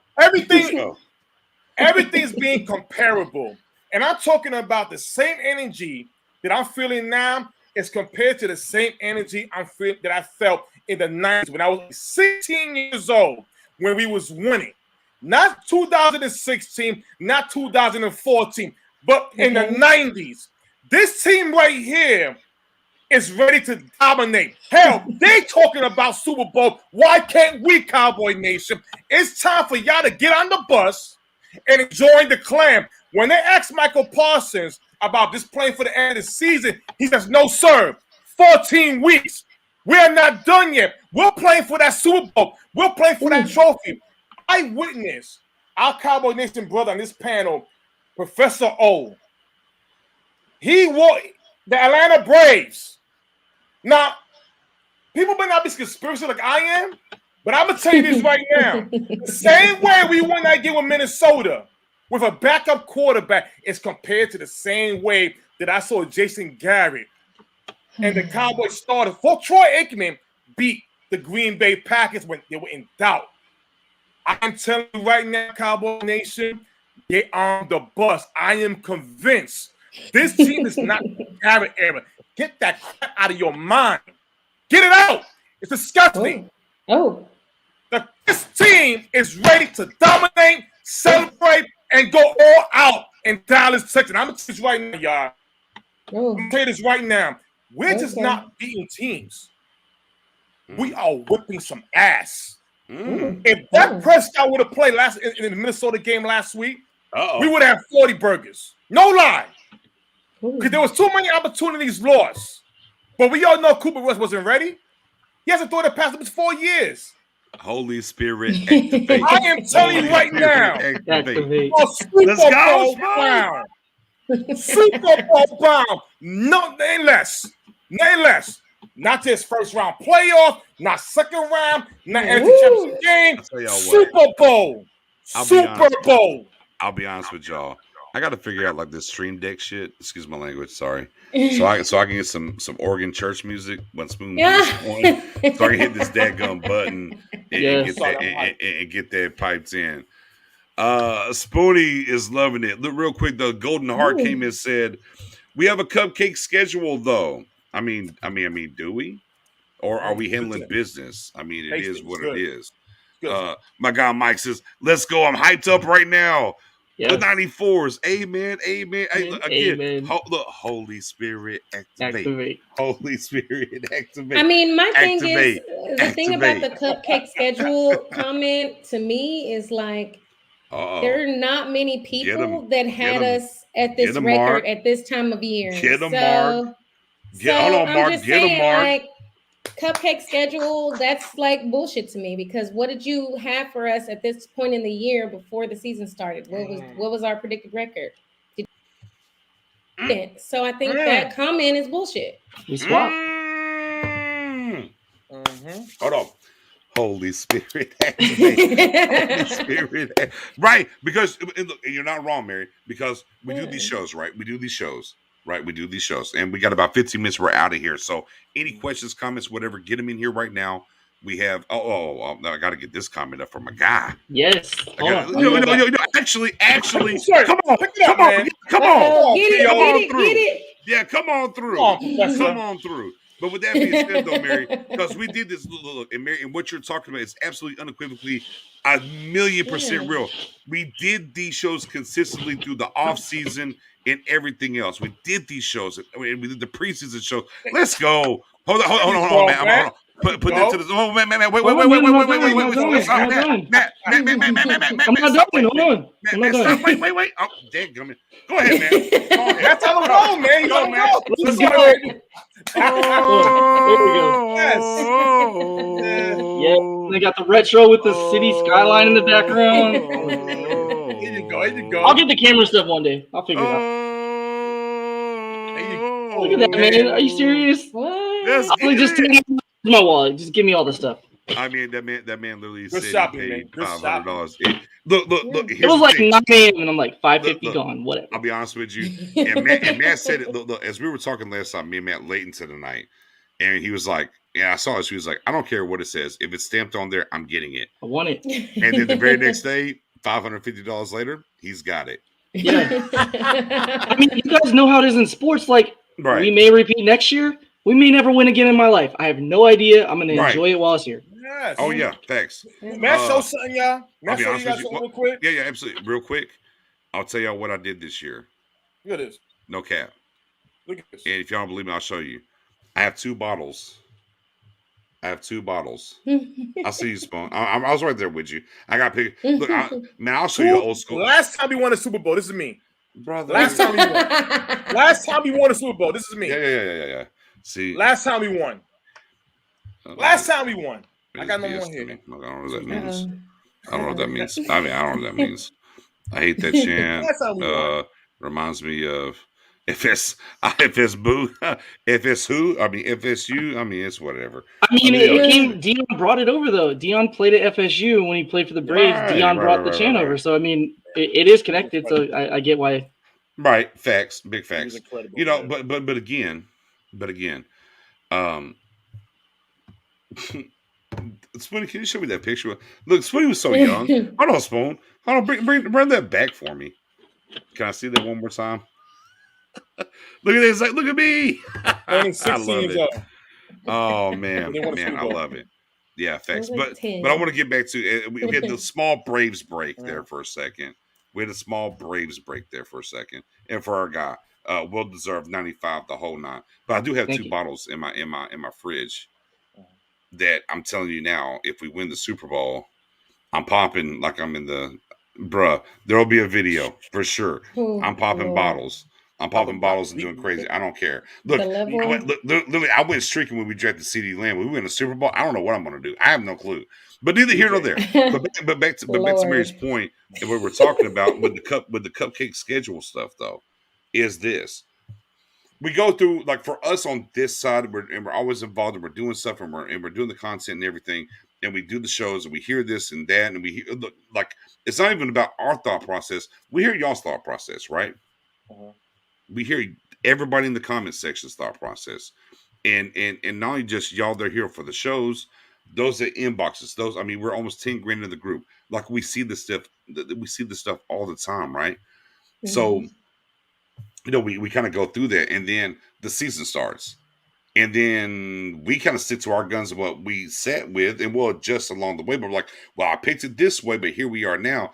But then you get, Mary, what'd you just say? But what'd you have them before the season? Now it's now, well, I had them, right, because a lot of people, Mary, we saw it, Mary. It was 8 wins, 7 wins, 6 wins. And now here we are, 6-1. Then they changed the narrative. They moved the goalposts. It's a cupcake schedule. It's a cupcake schedule now. That was me last time we won. Can you see it? This is me last time we won. Oh, wow. You were in Pop Warner. Yes. Oh, wow. Hey, no worry, Robert. Hey, no worry, Robert. That my wife's got them. It's locked behind the paywall. Well, I shouldn't say paywall. That's weird. But yeah, no. Well, I don't know. Is it behind the pay? I mean, do I need to? No, I'm joking. I'm joking. Nah, there's no video. I'm just BSing. But no, for real. I'm just saying. It just goes back to, like, everybody has this idea. And it's really weird, like, in Cowboys Nation, whether it's content creators, fans, different things. We got about 10 more minutes for your questions or anything before we get out of here. Is that we get to a point where, oh, look, I told you about this guy. Look over there. Yeah, you're wrong as Cowboys because I was, man, it's tragic. It's dumb stuff. Let's be happy about that. Like, it was, like, as we kind of talked about here. And look, and you can look at a certain point. If you go back and watch our shows during the preseason, I was look, let me see what Jalen Smith does in this defense. I was that guy, right? Yeah. I was that guy. Let me see. Yeah. And then it was the third preseason game? And I was like, yo. Robert. I mean, I might. I ain't gonna tell you the name, but I might though. Neither here nor there. Yeah, there you go. They said they were going 8 and 9. Now it's a cupcake schedule, whatever. But and then when I saw it was the third game, and it was just bad. We had the clips up and everything else. It wasn't hate. It was, and look, and I was like, man, I'm sad about it. I hate it. Like, he's not an NFL linebacker no more. I hate it. That's where I was. Pulled the receipts. They're all there for me. Twitter, Facebook, in the group, whatever. Y'all see it. I posted it. Man, I was hating. I was this. I was that. I was like, no, I'm not. I'm just like, it's on the field. The ultimate thing is the same. Right. The ultimate thing is here. It's right here. Let's go get. What's the catchphrase, Mary? Margarita? What is it? Let's get 6. By any means necessary. I'm never going to cheer for a player on this roster to do bad. But if I see the tape and you're not doing what needs to be done, okay, and boom, there you go, brother. And look, shout out to you, man. Props. Man, look, big props. Yeah, and that's okay. But I had no faith, not going to lie. But you're the same guy said cupcake schedule. But here we are. I salute that though. I salute that. Now, wow. Yeah. I mean, it's normal. I don't know why people feel like whatever your take is right now is how you have to feel for the rest of your life, because pretty much everybody, I'll say universally, Cowboys fans preseason when the schedule came out were like, that Chiefs game is going to be tough. And now we're like, maybe not so tough. Because based on what we knew at the time, the Chiefs were coming off of a Super Bowl loss. They made it to the Super Bowl 1 year before. They have Pat Mahomes, this future Hall of Famer, and all the Andy Reid and all this stuff. And now we're like, okay, well, the defense isn't what we thought they were. They got worse. The offensive line didn't get better. So Pat Mahomes is not playing quite to what he did last year, so maybe it's a more winnable game. Right. It's okay to pivot and say, based on what I know now and based on what I've seen, I'm changing my opinion. Right. I'll tell you guys right now, I said Josh Allen was a bad quarterback because he wasn't accurate in college. He wasn't accurate in high school. He went 5 consecutive years throwing 60% or less passing. And then the last 2 years, he's made a tremendous amount of growth. So I will tip my hat to him and say, great job, man. You improved. You proved me wrong. Yeah. I'm not saying that anymore. I've changed my view based on what I see now. And it's okay to do that. And people, for whatever reason, want to be like, yeah, but in 2013, you said this. And I'm like, okay. Man, Mary. I hated Dalton Schultz. Carrie. Oh, yes. Everybody did because where he was picked, he didn't do nothing. Yeah. Now everybody loves him. And here's what I look at him last year in the Rams game, week 1. He dropped 2 passes. 1 was a touchdown. Everybody was like, man, this dude's a bum. Should have never drafted him. And now suddenly people are like, he's a top 5 tight end. It's okay to say I was wrong. It's fine. It happened. And here's what I tell, and I try to educate and say, here's where I'm at. If you follow your guy Nick's on Twitter, your _guy_ Nick's, you see it right there. And look, everybody on the screen at Spoonie881, Professor O. _NFL, Star Game Beauty, Star Game in the group. If you're on YouTube, hit the sub button. Star Game Podcast, go do that. But I tell everybody's like, I'm not tied to an opinion. My opinion is in the moment. Yeah. My thought process is in the moment. As I get more data, it's going to change for better or worse. Like I can be super. And here's the other thing too that I hate about this. We got about 5 more minutes. Mm-hmm. The other thing too is whenever you change from I was super high on a guy to a negative guy, nobody calls you out. Right. Nobody said. It's almost midnight. It's time to get here. Nobody calls out the high to the low.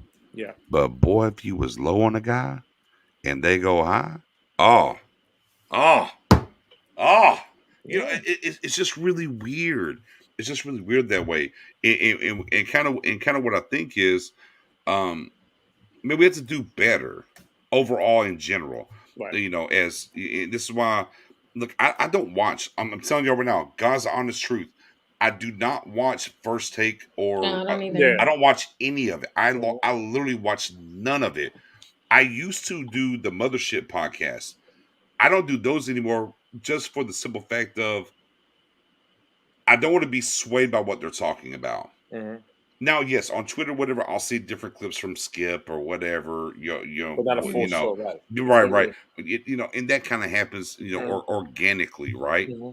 You feel me? But overall, man, I want to try to stay as pure as I can in what I'm looking at, film wise, what I believe.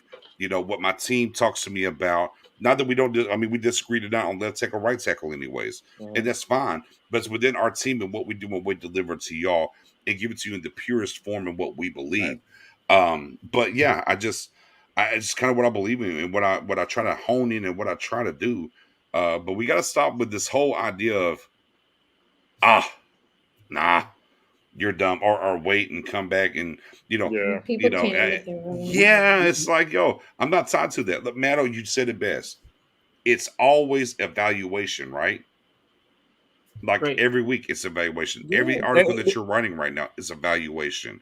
And it changes week to week. And it should be that way for what our takes are as well. But neither here nor there. We all educate each other in certain ways. And that for me, y'all, I'm gonna keep it 100. I've been, this is my 3rd year with these guys and matches, and Professor O just came on. And let me tell you something, it's truly a blessing with Professor O. With his numbers, it's incredible. If people could be in our chat, with the conversation, whoa! I'm not gonna air out like that. But it's to me, it's the most great thing to experience because of how each of us think, and even myself. Sometimes I get too hyped up and getting that. And you'll pull hold on. I'll give you a bird's eye view. Two things. Uber, and let me pivot this way. I don't watch it personally, but for those that want to watch it for what it is. If you happen to watch it, understand it's entertainment, not education. Right. I think that's fair. Fair. 2, yes, because Spoon is talking my ear off all day about Odell Beckham Jr. coming to Dallas. And we're all like, Spoon, stop it now. Yeah. Listen, I'm a hype man, but I love it when, they'll come back down. They'll draw me right back in. This, that, and the third, and that's what it's all about. It's not all about just like BJ said. You can pick and choose. And I would never disrespect any Cowboy content or any other bloggers. But you pick and choose what you want. If you want entertainment, there's people who do entertainment. You want education, and here's the thing: we're not all. Even the expert will be wrong a lot of times. The whole thing is that we're gonna. I know us here. We're gonna be the ones to come out and say, "Oh, you know what? We was wrong about this," and explain that we have accountability, and that's what makes the show even better. On top of that, the fans out here with you guys are part of us. You guys are not lower than us. You guys are not just fans. And no, we want to entertain with y'all because at the end of the day, we Spoon.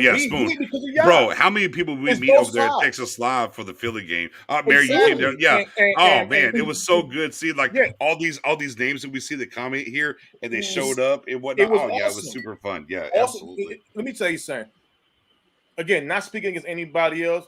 I know in Star Gang, it's about us, everybody. You support us, we're gonna support you. And we even shown that when we went to Dallas, we met a lot of fans who are watching. We definitely appreciate you guys coming by just to hang with us and chill with us. And it was a blessing experience. But this is what this was about. And here's the thing. I'm even feeling so great about Super Bowl that I know damn well even more of y'all gonna come out to Dallas. And we know we're gonna be out there and we're gonna freaking mingle our asses up. Listen, it's a blessing. And on top of that, like I said before, it's about educating each other. And look, and that's why if you happen to be the Facebook group on the Star Gang, whatever, look, content creators, man, let them come through. We let them share. We do everything. You know what I'm saying? Do what it is. My God, double get six. And we love that. Atlanta game. I am in the building. FYI for everybody who wants to know. I think J Tuck also, Cowboys fans only. It's going to be Mary. Atlanta game. Have to wait and see. Right now. No, right now. Come on, Mary. You're chilling this week. You come out. Yeah, you're chilling this week. You come out next weekend. Thank you. Okay, Mary's a little bag brother. We'll have to wait and see. One day we'll get Matt Owen all the way out there from Atlanta with all these championships and everything to come over this way as well too. But for sure, Atlanta game for sure. I'm in the building. And of course, J Tug, Cowboys fans always going to be in the building as well. We're going to have a good time. Lots in the building. Shouts to the hitters. We're going to make it do what it do. But yeah, man, right there. What drew me to this group is the fact that you got some solid folks and always been 100 with me. Y'all even joined my group, Loyal to the Star. My man, Loyal to the Star. I'm in there. Facts. Mike and my guy Mike, man. I rocked with you for a long time. Way back on the other side over there at True Blue Nation. You feel me? Yeah, you already know what it is, man. I miss the in low key. My guy, I miss the little. I'm not gonna call her. You would call her maybe a little demon devil. In some of your stories that you used to have with your little one, were always entertaining me in how she would tell you what to do. So yeah, my guy Michael for a long time for sure. I'm walking to the parade. You feel me? I'm walking to the parade if it's going down. I don't care. Low key, one thing about me, because the last time that we won, I was 17. I was actually in Florida at that time. However, the first two, the first one, I should say, I was in Dallas. I was actually downtown for that one. I was actually downtown. I was actually there for that parade. I skipped school, jumped on the bus, and went. Got in some trouble because I skipped school. And went down there. Completely worth it for sure. And I would love to not have to skip school at 43 and go down there and kick it with all of y'all and do those things. With that being said, as I said before, everybody on the bottom, Twitter handles are here on deck. Come do that. Some depending on when they drop, real quick, Matto. We always put them on the Star Gang page and in the group, but where else can they find those articles from you? Yeah, so I usually do 2 articles a week, typically Wednesday, Thursday. Sometimes cadence kind of changes, but typically it's an NFC East recap, breakdown, advanced analytics, and if you're not a stack person, it's totally fine. I give you an explanation of what it is and try to explain it in the simplest terms so that you can understand what they're talking about. When you hear people drop EPA or DVOA or whatever, we mentioned toxicity today, so you kind of got a little brief taste of what that looks like. But I usually do that Wednesday or Thursdays, and then Friday and Saturday, depending on the cadence, is typically the advanced stat notebook, and that's specific to the team we're playing that week. Changing up the articles a little bit this week's, basically breaking down EPA and win probability, the top 5 plays, and I have clips to go along with it. So you can kind of feel what happened, good or bad, depending on the outcome of the game, in terms of like which plays literally had the biggest impact on the win. So that's kind of cool. So that one should drop probably tomorrow. But you can find it on CowboysWire.USA today. And it'll be on Twitter and Stargate Group. So check it out. And Stargate page as well. Absolutely. Every Wednesday, of course, right here, 8 o'clock Central Time.